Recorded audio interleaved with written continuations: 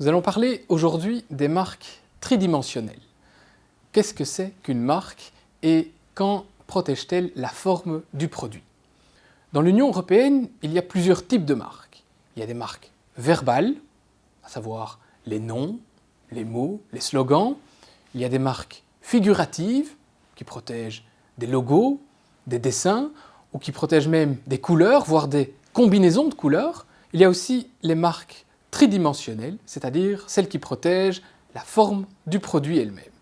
Et donc, on connaît par exemple la forme de la bouteille de Coca-Cola, où la forme elle-même est protégée à titre de marque, mais également une barre de chocolat tridimensionnelle en forme de triangle, qui elle-même est aussi protégée. Pour être protégée à titre de marque, il faut que la marque, que le signe donc, soit distinctif, c'est-à-dire que le public soit en mesure, lorsqu'il est confronté à ce signe, d'y attribuer une origine commerciale. C'est ce qu'on appelle le caractère distinctif de la marque. Alors, pour les marques de forme, le public, généralement, n'est pas très habitué à reconnaître immédiatement une origine commerciale, mais celle-ci peut quand même être protégée à titre de marque.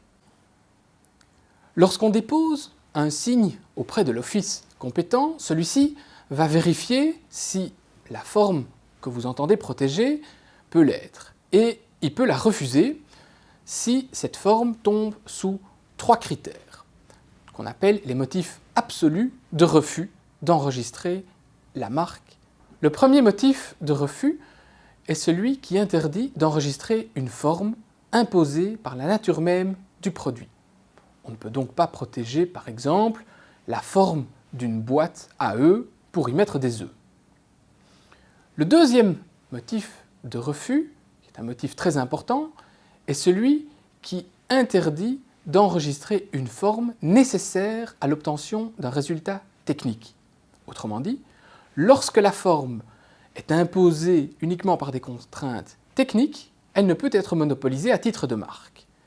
Par exemple, une société avait voulu enregistrer la tête d'un rasoir électrique. Ceci a été refusé. Autre exemple, la société Lego a déposé une forme certes célèbre, mais qui a été refusée pour des jouets de construction. On estimait que pour ces produits-là, la forme remplissait un objectif technique qui était celui d'accoupler les formes entre elles pour faire un mur de construction. En revanche, cette même forme a été acceptée pour des sacs à dos, pour des tirelires, pour des boîtes à pique-nique par exemple, où elle ne remplissait pas cet objectif technique. Le troisième motif de refus que peut opposer l'Office est celui qui vise les signes dont la forme donne une valeur substantielle au produit. Ceux-là, on les classe généralement sous le design et l'Office considérera que le signe est plus apte à être protégé au titre des dessins et modèles qu'au titre de marque. Un exemple célèbre dans la jurisprudence est celui de la forme d'un haut-parleur qui a été refusé à titre de marque tridimensionnelle en raison de son design esthétique particulier. Une fois que la marque est enregistrée, son titulaire bénéficie d'une protection illimitée. Il lui suffit de renouveler la marque tous les 10 ans.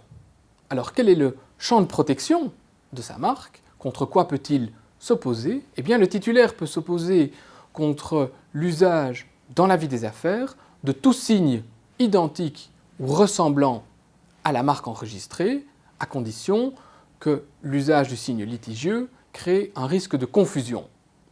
Autre exemple, lorsque le signe litigieux tire indûment profit de la réputation ou du caractère distinctif de la marque.